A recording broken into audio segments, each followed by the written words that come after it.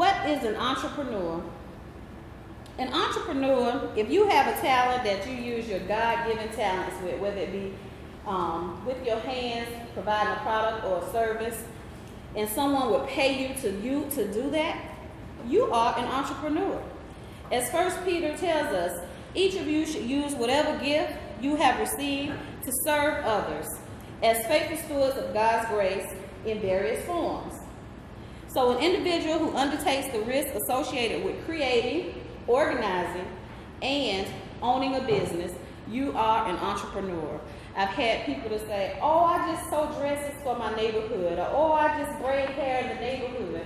You are an entrepreneur because you are providing a service that someone would pay you for, because we have cosmetologists, we have braiders, and we have seamstresses. And that's just some interior decorators, just some of the things that we normally do at home, we take for granted and share our gifts with other people, but you're actually an entrepreneur, and that can become, your hobby can become your business. The purpose of the seminar is to provide prospective and current business owners with the tools necessary to have an ethical and successful business.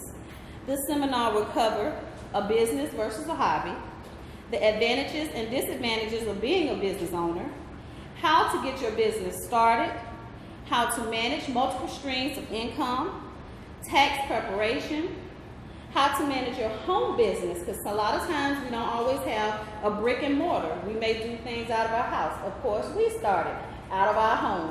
When I got home in the afternoons, my clients would bring their taxes to my house, and I would prepare their taxes. Statistics show that 2 out of 5 businesses fail within the first 18 months. By a show of hands, how many people do you know started a business and it was dissolved in the first 2 years? Okay, so that statistic is pretty real. And the cause of it is mostly because of inadequate knowledge, just because of something that you did not know. And that's why we're here today, because we don't want your business to be in that statistic. Business versus a hobby. A business is a reasonable expectation of earning a profit with multiple activities you pursue to accomplish your goal.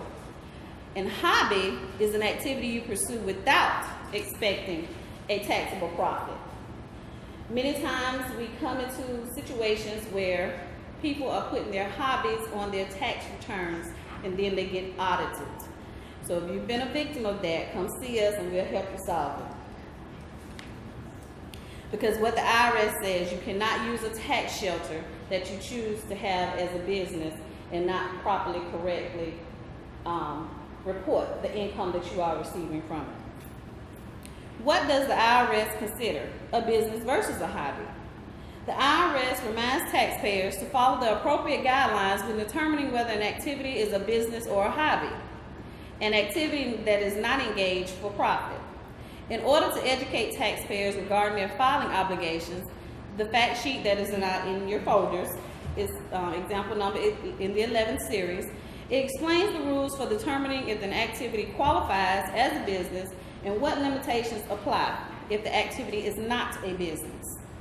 Incorrect deduction of hobby expenses account for a portion of overstated adjustments, deductions, and exemptions and credits that add up to $30 billion per year in unpaid taxes, according to IRS estimates. And in 2008, the IRS upgraded their systems, where it used to take us 3 to 5 years before the IRS caught up with things that taxpayers did erroneously. Now it's taking 3 to 5 months. We've even had this year, during the tax season, April 15th wasn't even here yet, and we had where clients were getting letters that they didn't report the 1095 A, B, C with the insurance. They didn't report that they had interest income from their CDs, stocks, and brokerage accounts. So now the IRS is up on it. They know what taxpayers are doing, erroneously, I will say. So now you just might as well do it right the first time to avoid that CP 2000 letter that you will get in the mail from the IRS. Business versus a hobby.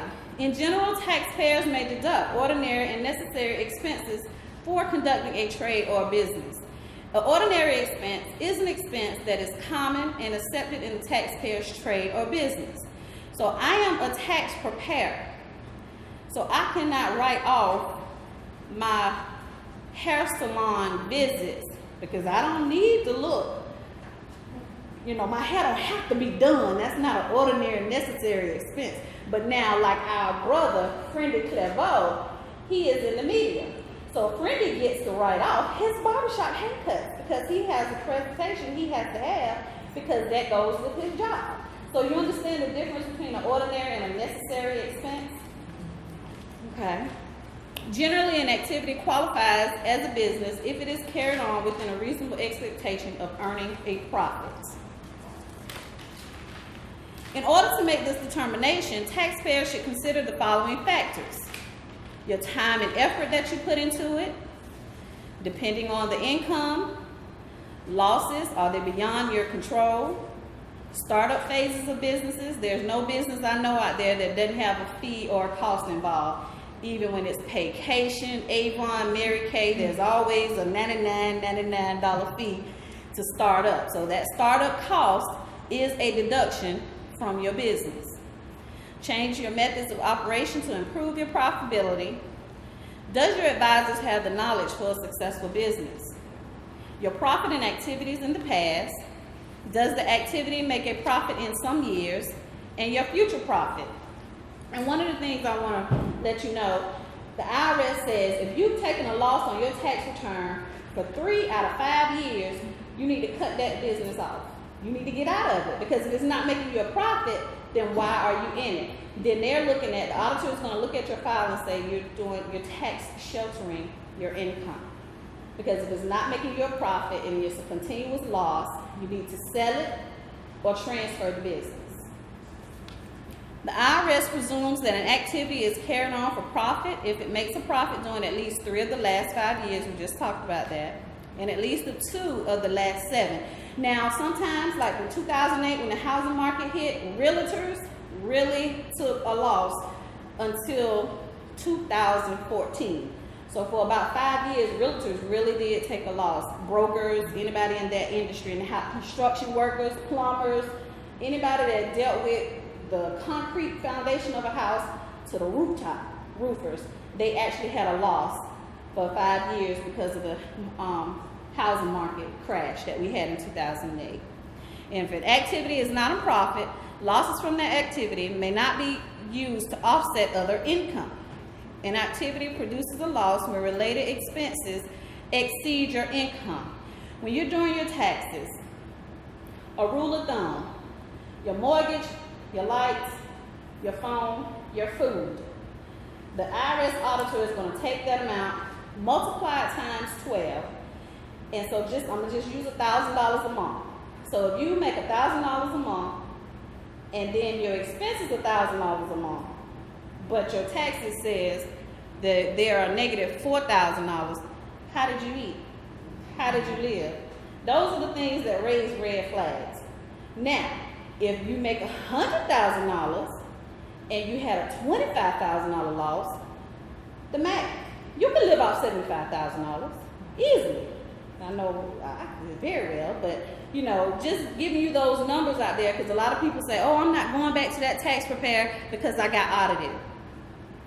Not going to say it's not the tax preparer, because you do need to have a registered, licensed, tax knowledgeable accountant who knows these things, but sometimes it's all about the numbers. There are things that causes red flags with the Internal Revenue Service when you are filing anything other than the standard deduction. If you file the standard deduction, you don't ever have to worry about an audit. But if you're buying a house, you educating a child, you paying property taxes, you giving charitable contributions, you want to itemize, because that's reducing your taxable liability. But if you never want to be audited, then you take the standard deduction, but then also your taxable liability is higher, and Uncle Sam gets to keep more. And I know none of us wants to do that. Deductions for hobby activities are claimed as itemized deductions on your Schedule A. That's when we itemize. That's when we have rental properties and we're buying our homes. These deductions must be taken in the following order: and only to the extent stated in each of the three categories. Deductions that a taxpayer may take for personal as well as business activities, deductions that don't result in adjustments to basis, business deductions that reduce the basis of property. And the basis, that is a tricky word, but all it means is the cost, what the cost of the property was. Advantages and disadvantages of being a business owner. Success brings in many advantages. Independence. I tell a lot of people, when I was working my 9 to 5 in corporate America, I had one boss. Now that I'm self-employed with my clients, I got over 2,000 bosses. Because the more people you try to service, the more people you need to satisfy, because you're providing them a service and a product. Versus when I was on a job in my cubicle, doing my accounting work, minding my own business, just had that one person to, I had to talk to every day about what happened in my activities on my desk. But when you become a self-employed business owner, you do have bosses. Don't ever think that you will never have a boss. You cannot get fired. Well, if you don't have no clients, you won't have a job. More importantly, you have the freedom to make the decisions that are critical to your own business success. That is definitely an advantage. Your lifestyle. Owning a small business gives you certain lifestyle advantages because you're in charge. You decide when and where you want to work. And I will tell you now, in the beginning phases of you creating your own business, there is no 10 to 20-hour work weeks. You get out your business what you put in. 80 hours was nothing for me in the first 12 years of my business. This is my 18th year. The past 6 years, these women in the room have allowed me to not have to work 60 to 80 hours on top of Mr. Javis back then. But in your startup phase, you will never work for just 40 hours. Financial records. This is the number one crash with businesses that I see that we deal with on a daily basis. They don't want to pay for a bookkeeper. They try to use QuickBooks, and I'm not knocking QuickBooks, but if you don't know how, why are we laughing? I hear some mutter. If you don't know how to use it, then what good is it? Because then when you go to the accountant, then it's creating double work because we got double entries, we got to get the categories. If you just get with an accountant from the beginning, or you may not be in the beginning, I tell most of my small business owners, use Excel. Excel is what I used in the beginning with categories. Microsoft Office Excel. Now that's not going to work once you grow and get bigger. And when you try to go get a loan from the bank, they're going to look at you side-eyed like, really? Can we get a profit and loss statement? Can we get a balance sheet? Where's your general ledgers? But the financial rewards, in spite of the high-risk financial risk, running your own business gives you a chance to make more money if you're disciplined than if you were employed by someone else. You benefit from your own hard work. And when I say discipline, when we had the flood in October 2015, most businesses had to small businesses, and when I say small, 50 employees or less, had to lay off their employees, had to shut their doors because they were not disciplined with the finances. They spent the money that they made instead of putting some in reserve. And so that means that their employees had to either draw unemployment or had to just be unemployed until things pick back up. So when you make the money, you see the difference in your bank account. You gotta be disciplined.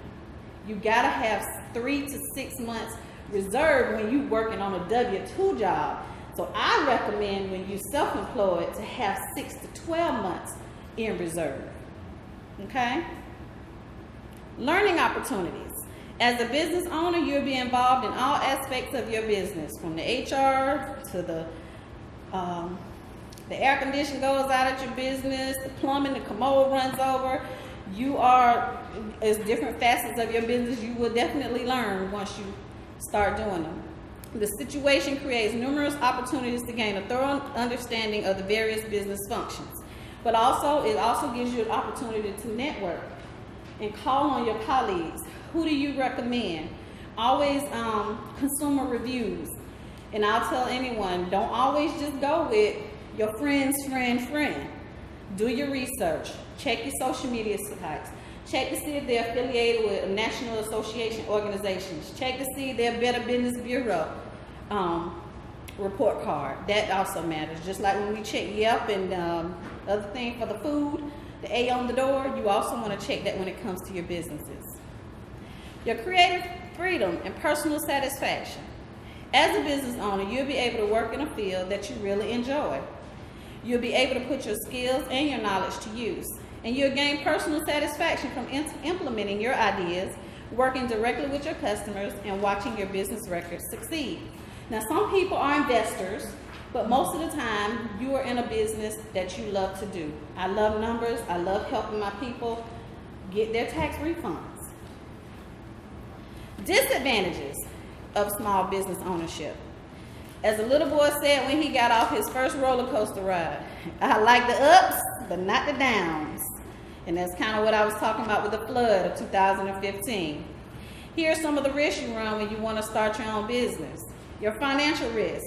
Most banks will not give you a loan when they check your savings account because they want to know how much skin you got in the game. If you're not going to save for a dream of yours, then why should the bank loan you money for your dream? And that's how the lenders will tell you. How much have you saved up? So those tax refunds, $5,000 to $10,000 that we get every year, especially when you got dependents, don't just go and buy a new car every year. Don't just go and buy that 60-inch curved TV, put in reserve and put up for your business. And then when you go to the bank, they'll see that this money has been sitting there, you got a business plan, and you're serious about, because you want to borrow their money. The financial resources needed to start and grow a business can be extensive. You may need to commit most of your savings or even go into debt. I know some of our clients, their retirement accounts, their 1099s, their 401ks, their fidelities. If they're leaving a job, that's a good investment because you're investing into yourself. It's almost like your education. Who better to get a loan to go to school but for yourself? You're taking your money out of your retirement to start a business for your passion. Another disadvantage of small business ownership, the stress. That goes back to those 80-hour workday weeks. There's a bewildering array of things to worry about. Competition, employees, bills, equipment breakdowns. We had to order some new computers today.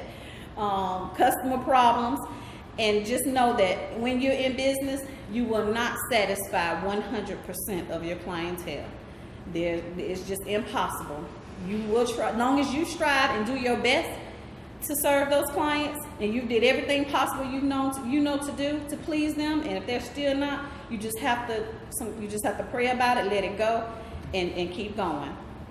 As the owner, you're also responsible for the well-being of your employees because you got to keep the morale up in your environment because you want those employees when they get up every morning, I'm going to work today with a smile, because when they don't, your clients will let you know. And how they'll let you know? They'll Facebook you, they'll inbox you, they'll message you, and you be like, oh my gosh. Then you be calling the employee in for a conference. You know, I don't know what's going on in your personal life, but today this is what happened in our business, and we just need to get a hold of it.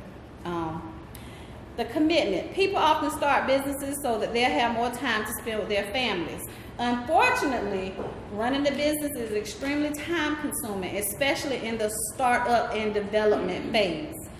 So in theory, you'll have the freedom to take off in the long run, but in reality, you may not be able to take off right away. And again, I'll say, in the beginning, do not expect you leaving a 40-hour work week job because, oh, I'm going to run my own business. You're going to be there if you want it to succeed.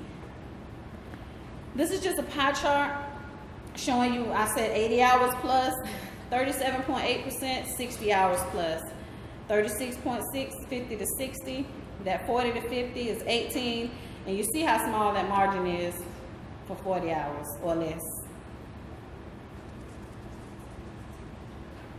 Some undesirable duties. When you start up, you'll undoubtedly be responsible for either doing or overseeing just about everything that needs to be done. You can get bogged down in detail with work that you don't enjoy.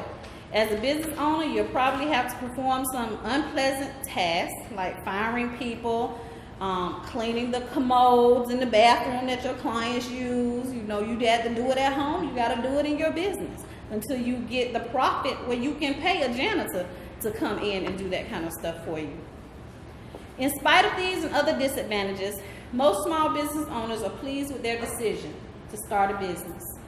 A survey conducted by the Wall Street Journal and Sigco & Associates indicates that small business owners have a more satisfying business experience. Business owners are happy with their choices. And most think that they do understand that the grass is greener on the other side, but I will attest to it takes time and dedication. How to get your business started. Understand the procedures and requirements for starting a business.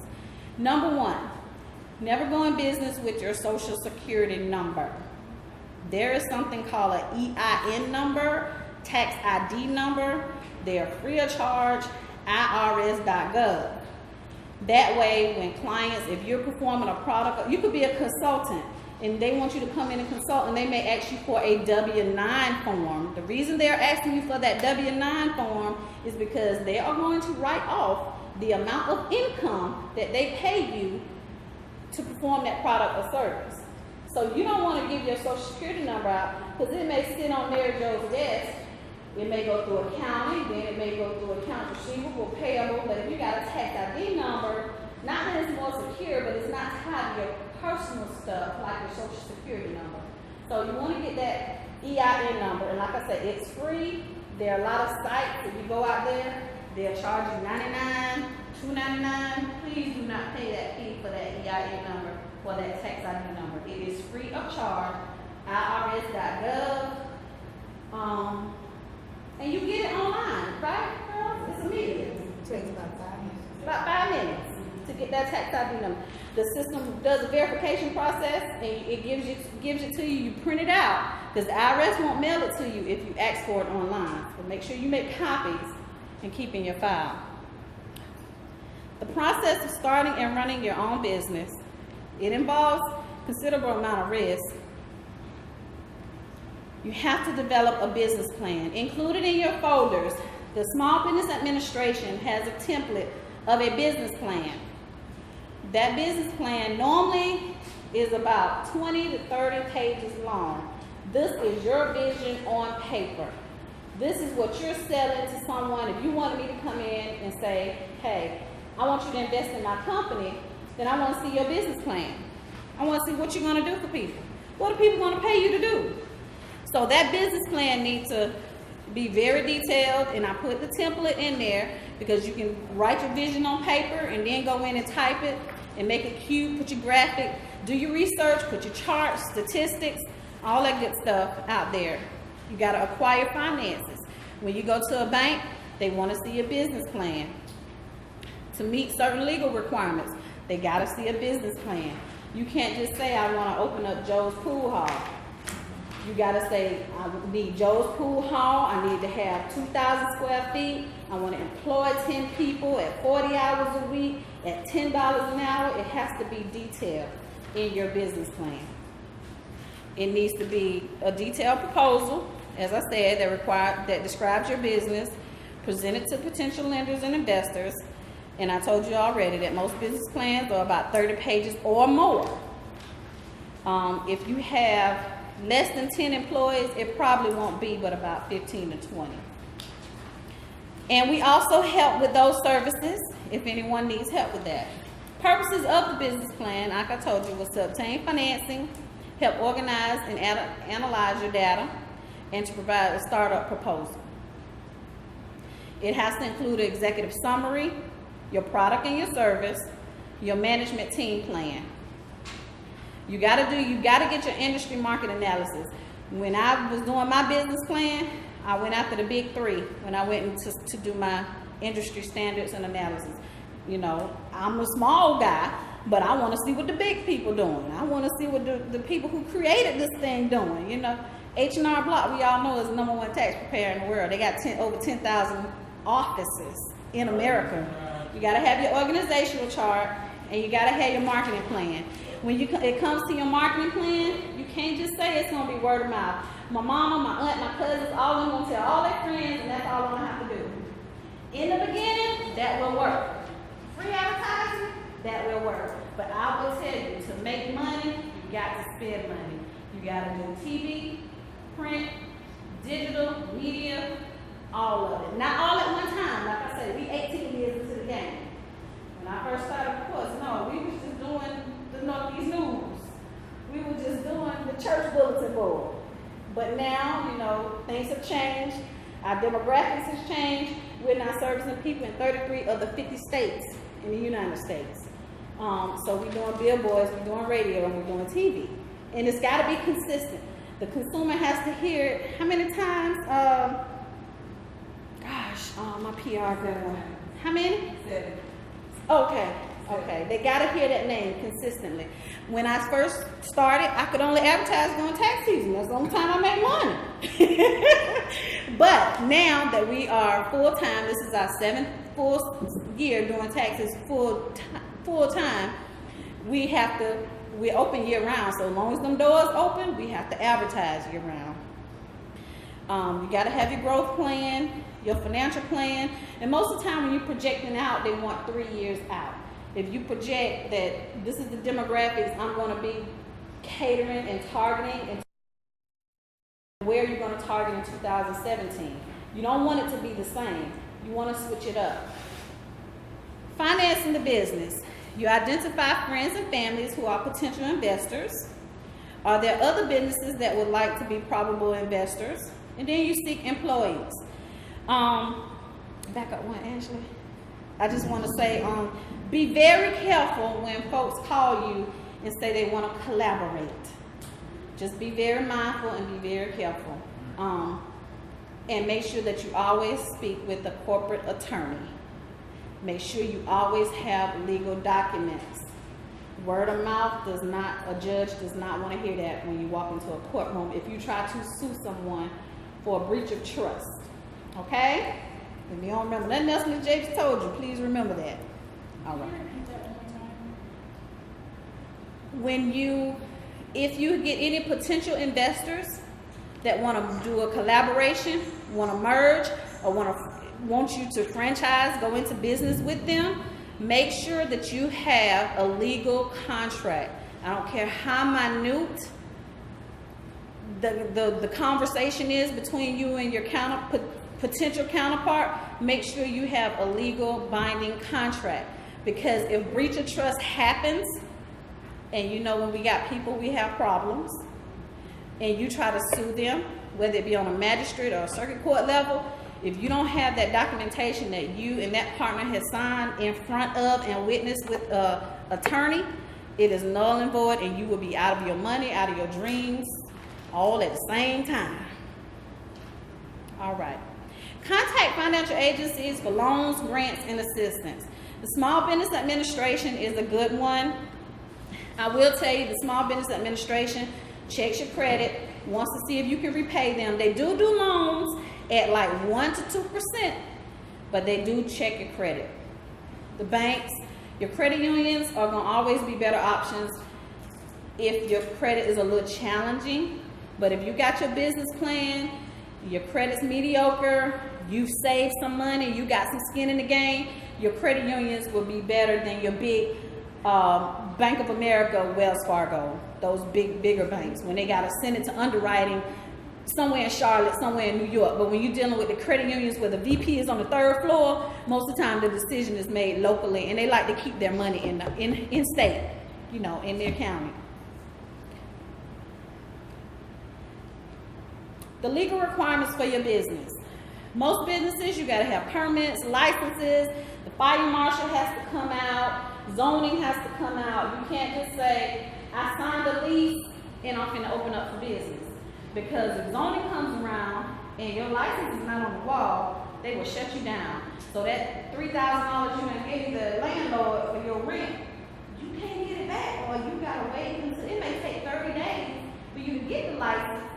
And you thought you was going to get in here, you could start selling your oils and your hair products or whatever. So we've had that to happen. It happens all the time. You got to go through the county that you're going to be producing the service or product in, find out what are their laws, You got to have a fire extinguisher, just all kind of stuff. They'll give you the checklist. Get the checklist before you, to see if it's something that is accommodating for you financially before you sign that lease, because most commercial leases, 3 years minimum. We did a lot of searching. I couldn't find a 1-year lease anywhere.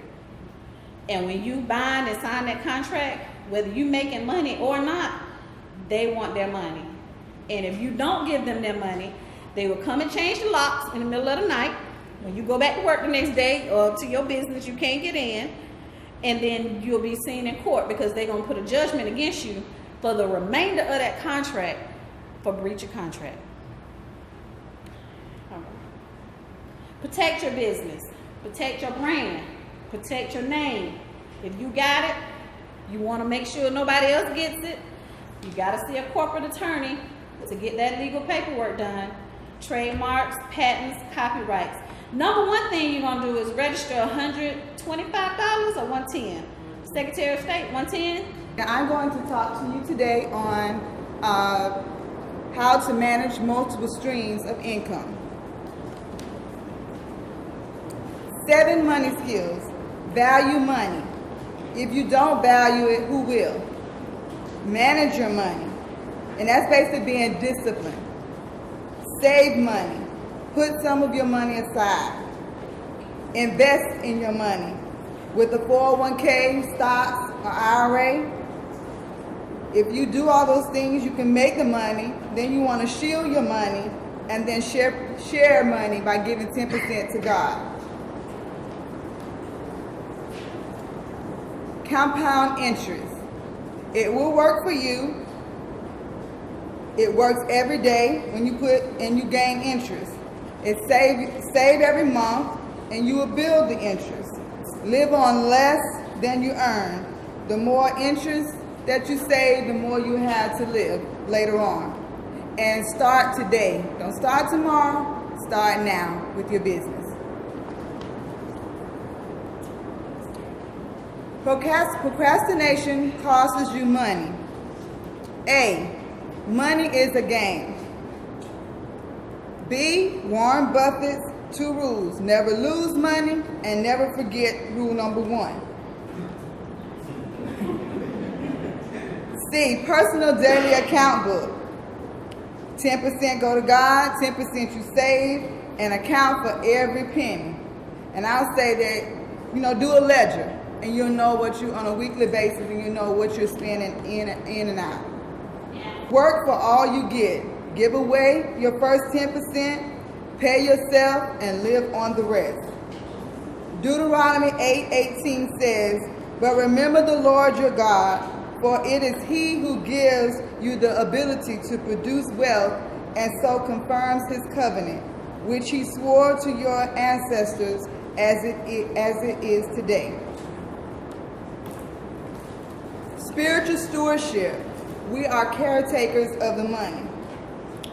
We all have, every once in a while, might have had a garage sale. So the money that you make from it, you put that money aside. That's just something extra. Tax deductions. There are many tax deductions. Your mortgage, your real estate taxes, anything that you use towards your business is a tax deduction, or any supplies or anything, your marketing. Then pay yourself. The 60-40 rule. 40 goes to yourself and 60 goes back to your business, or even 80-20. Either one will work. Whatever your goals is and what you're trying to maintain or have a goal for. Account for every penny. Be certain for spending by using a monthly budget. Be cautious of your spending. Manage your money. Money bathtub. Think of a big tub. It will hold a lot. If you fill your money to that tub, then your business is growing. Plug up the leak. That means you want to keep it in gear so you won't lose money. Multiple streams of income will gain your revenue. 10 categories. Tithes and offerings, giving back 10%. Give to yourself. The government, we all have to pay taxes. Your housing, like your mortgage, your rent, your household expenses, what it takes to run your household. Transportation, we all need some type of transportation. Entertainment and fun is always good. Insurance, make sure you have insurance for you and to cover your business. Your miscellaneous and other debts are basically your emergencies expenses.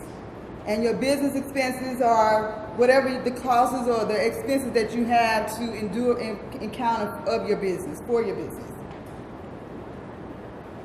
Next, how to manage tax preparation for businesses. Small business tax forms and publications. To get small business and self-employed tax forms and publications, you can go on the IRS. You can download them from the IRS website, or you can call the IRS number below, 1-800-829-3676, and you can order your forms and publications there. Generally, your business will need to have an employee identification number. Make sure that you have, and that's the first thing, as Ms. Javis said earlier, file for an EIN number. And you just go on our IRS website, and then you can do the state to find out, if you call the state to see whether you need your state number or charter. And you go to the Secretary of State for that. Business taxes. The form of business you operate determines what taxes you must pay and how you pay them. There are 4 general types of business taxes. Your income tax, which is your personal or your business taxes, your self-employment tax, your employment tax, and your excise tax. Your income tax is all businesses except partnerships must file an income tax return. Partnerships file for informational return. Self-employment tax is your Social Security and Medicare tax, primarily for individuals who work for themselves. The employment taxes is when you have employees. You as an employee have certain employment tax responsibilities that you must pay, such as your Social Security, your Medicare, federal unemployment, and etc. The excise tax, you may be required to pay excise taxes if you manufacture or sell a product or operate certain kind of businesses or use various kinds of equipment, facilities, or products. And you can always go on the website to view this information.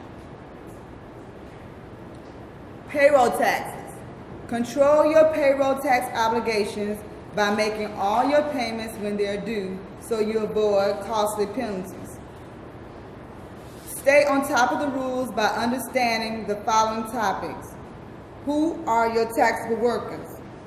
There you need to determine which of your workers are employees or whom payroll taxes are due on. Examine the distinctions between the employees and the independent contractors. Most of the time, an employee will receive a W-2, and you being self-employed, you will receive a 1099, and you will have to fill out a form W-9, and the employees will do a W-4. What compensation is taxable? Determine which forms of employee compensation are taxable in addition to basic wages and salaries, such as tips, expense reimbursements, fringe benefits, and non-cash payments. Which payroll taxes apply? Know the various types of tax obligations that arise when you have employees within your business, and know how to compute the amounts that must be paid. What are your self-employment taxes? Examine the payroll tax a business owner is required to pay on the income drawn from the business. A website that you can go on in order to pay your self-employment taxes is www.eftps.com. And there you can put in is your income minus your expenses, and that is the amount of money that you need to pay into for your actual business on a quarterly basis.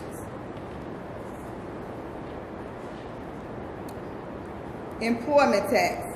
In general, Employers are responsible for reporting federal income taxes, Social Security, and Medicare taxes using forms made available on the IRS website. Some of them are the federal income tax, the Social Security, and the Medicare taxes. Federal unemployment, which is called FUTA tax, and the self-employment tax.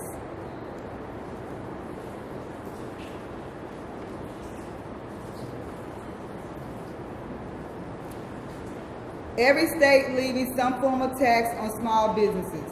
Some states impose little or no tax on certain business structure, especially on sole proprietorships.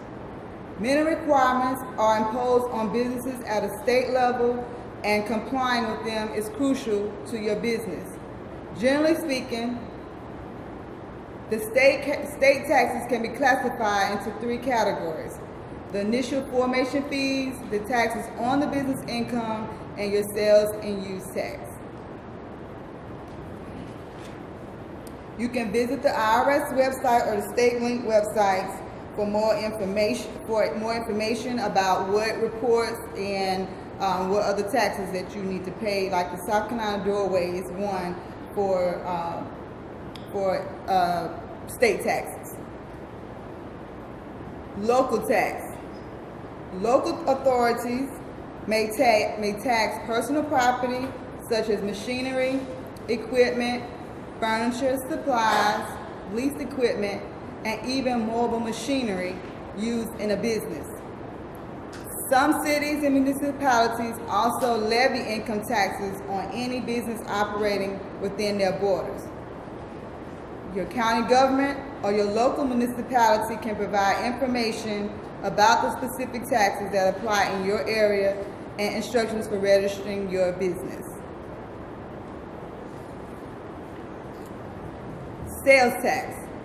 Unless you happen to live and do business exclusively in Alaska, Delaware, Montana, New Hampshire, and Oregon, which these are the 5 states that do not impose general state sales taxes, you have been exposed to state and local state taxes.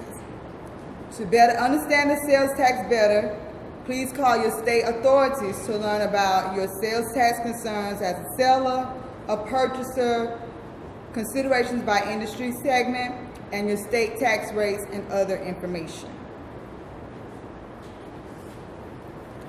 Tax credits.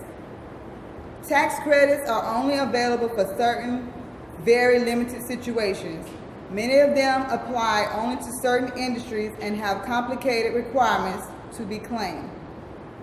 Claiming credits requires you to follow certain guidelines, and most of those credits that you can find on the IRS.gov website.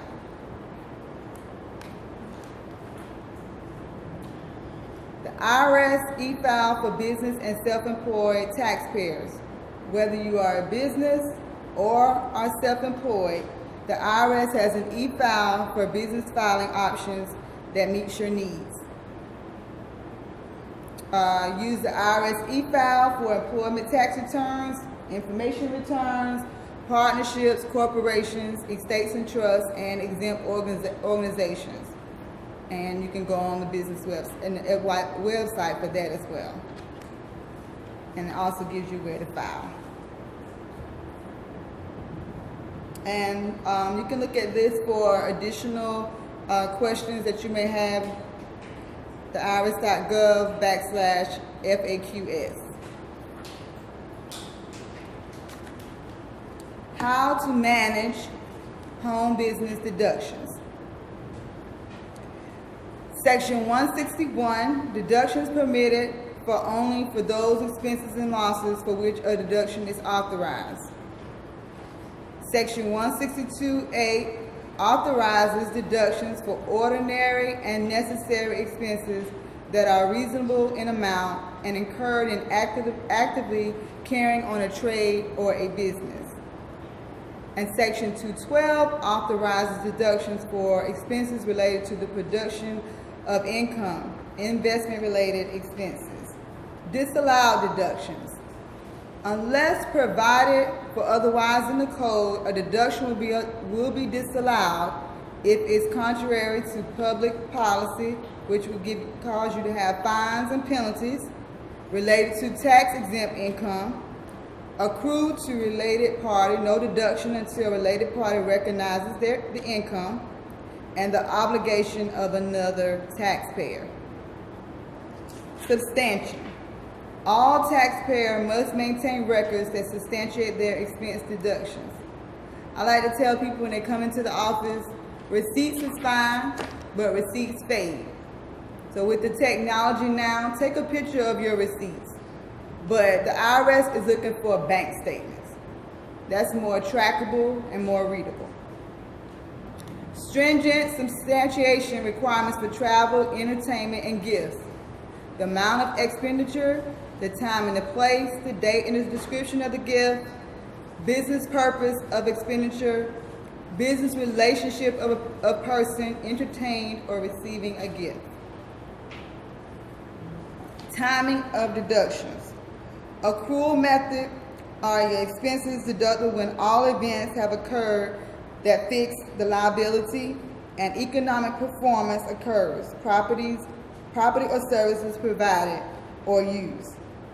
The cash basis taxpayer expenses deductible when paid, the date the check is mailed, or the date the charge was charged on the credit card.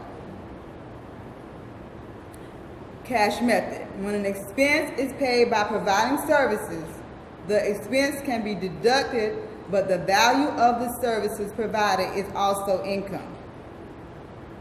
Assets with useful lives extending substantially beyond the end of the year must be capitalized with their costs recovered through depreciation, amortization, or depletion. When considering whether to make an early payment of year-end expenses, the tax rates for both years and the time value of money should be considered. Okay? The use of cash method. Businesses that sell merchandise to their customers must use the accrual method to account for purchases and the sales of the inventory. Large corporations with average annual gross receipts of more than $5 million cannot use the cash method for tax reporting. All personal service corporations can use the cash method. Prepaid expenses. Prepaid expenses must be capitalized as assets and their costs prorated if their lives exceed 1 year and the items will not be consumed by the close of the following year. Prepaid interest must generally be prorated over the life of the loan. Joshua 1:9, have I not commanded you? Be strong and courageous. Do not be terrified. Do not be discouraged. For the Lord your God will be with you wherever you go. This is our contact information if you have any questions.